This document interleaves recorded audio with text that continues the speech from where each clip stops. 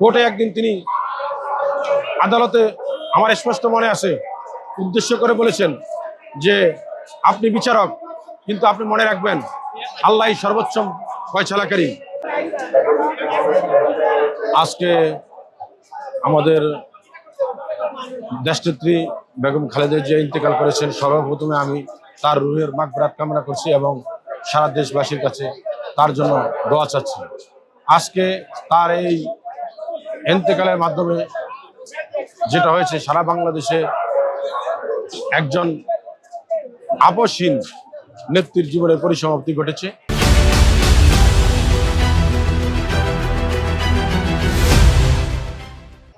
আমি তার স্মৃতিচারণ করতে গিয়ে বলবো, তিনি সর্বদিক থেকে একজন গৃহিণী থেকে রাজনৈতিক নেত্রী, দেশপ্রেমিক এবং আপসহীন নেতৃত্বের এক অবিচল আস্থা এবং বিশ্বাসের জায়গা ছিলেন তিনি। তাকে দেখলে, তার দিকে তাকালে আমাদের বুঝতে হবে একজন মানুষ কতটা দেশপ্রেমিক হয়।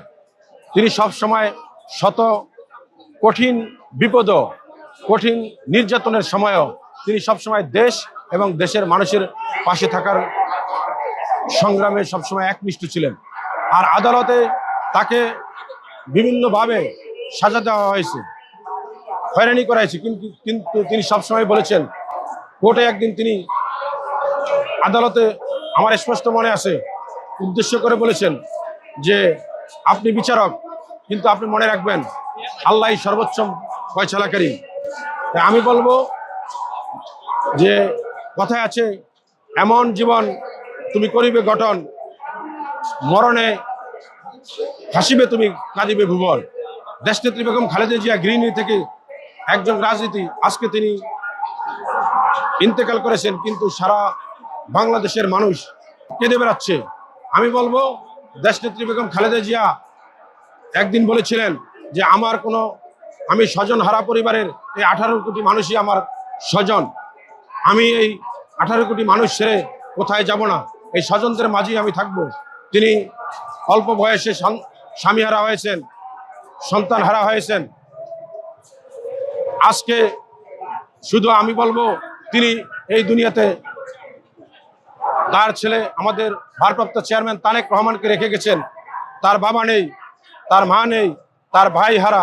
আমি বলবো, আজকে 18 কোটি মানুষ আমাদের তারেক রহমানের স্বজন হিসাবে তার পাশে থাকার উদারত আহ্বান জানাচ্ছি। আমি তার দেশনেত্রী বেগম খালেদা যেমন বলেছেন 18 কোটি মানুষ তার স্বজন, এই 18 কোটি মানুষই তারেক রহমানের স্বজন হয়ে তারেক রহমানের পাশে থাকবে। দেশ গড়ায় তারেক রহমানকে সহযোগিতা করবে, ভালোবাসা দিয়ে তারেক রহমানকে আগলিয়ে রাখবে। এটাই আজকের এই দিনে 18 কোটি মানুষের কাছে আমার প্রত্যাশা।